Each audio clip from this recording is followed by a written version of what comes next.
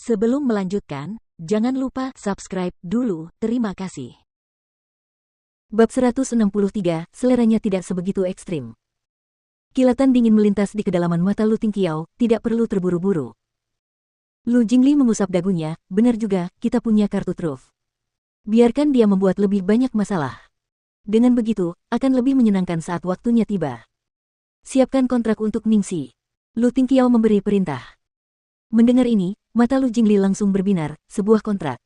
Bro, kamu akhirnya bersiap untuk membawa kakak ipar ke zaman keemasan. Siapkan juga profil semua manajer di Golden Age untukku. Kata-katanya bisa dihitung sebagai jawaban tidak langsung terhadap pertanyaan Lu Jingli.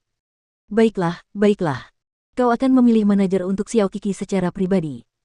Astaga, jika kau memberiku 0,001% dari perlakuan yang sama seperti yang kau berikan kepada Xiao Qiki, aku akan sangat puas. Lu Jingli mengeluh dengan nada masam. Mendengar ini, Lu Tingqiao meliriknya sekilas dan tiba-tiba mengulurkan satu tangan ke arahnya. Lu Jingli mengira dia akan memukulnya dan tanpa sadar mundur ke belakang untuk menghindari tangannya, apa yang salah kukatakan kali ini.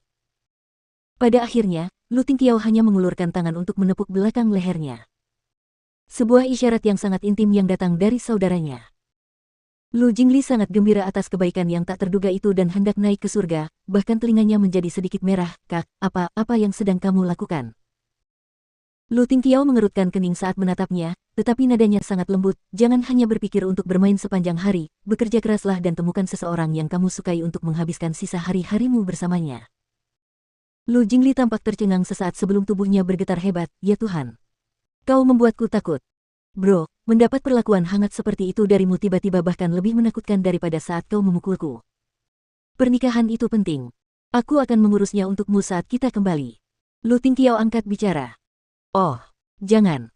Bro, biarkan aku terus berkeliaran dengan bebas. Tolong biarkan aku bebas. Aku tidak akan mengganggumu lagi. Tolong teruslah bersikap dingin seperti biasa. Lu Jingli hampir mengompol karena ketakutan. Bagaimana jika saudaranya memilih seorang wanita yang menakutkan seperti dirinya? Bagaimana jika dia memilih wanita seperti Xiao Qiki? Dia pasti tidak akan mampu menghadapinya. Seleranya tidak terlalu ekstrim. Dia suka wanita yang lembut. Lu Jingli tiba-tiba menjadi sedikit jenaka di tengah keadaan daruratnya. Bro, bukan tugas kita para lelaki untuk mengkhawatirkan hal-hal seperti itu. Mengapa kamu tidak menunggu sampai kamu sudah tenang dengan kakak ipar dan kemudian membiarkan kakak ipar memperkenalkan seseorang kepadaku? Kakak iparku pasti memiliki wawasan yang luas. Lu Tingqiao merenungkannya sejenak setelah mendengar saran itu. Baiklah. Lu Jingli menepuk dadanya dan menghela napas lega, dia sudah hampir selamat. Dulu dia sempat berganti pacar dengan cepat, tapi kini sudah hampir setengah tahun dia menjomblo. Entah mengapa, ia mulai merasa bahwa berpacaran tidak ada artinya. Saat ini, ia benar-benar tidak ingin berpacaran lagi sama sekali. Terutama setelah melihat kakaknya bersama Ningxi, itu membuatnya merasa seperti cinta yang dimilikinya di masa lalu tidak berarti. Baiklah, dia mengakuinya. Dia cemburu.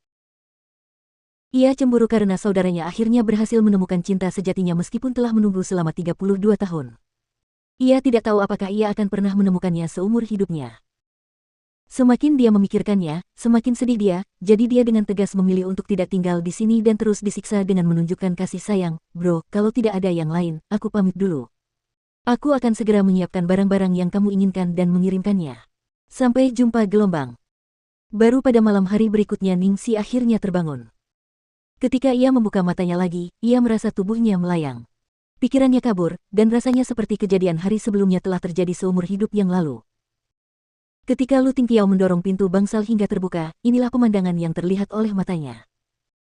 Di bawah cahaya matahari terbenam dari luar jendela, gadis yang mengenakan gaun rumah sakit longgar itu tampak seperti baru saja bangun.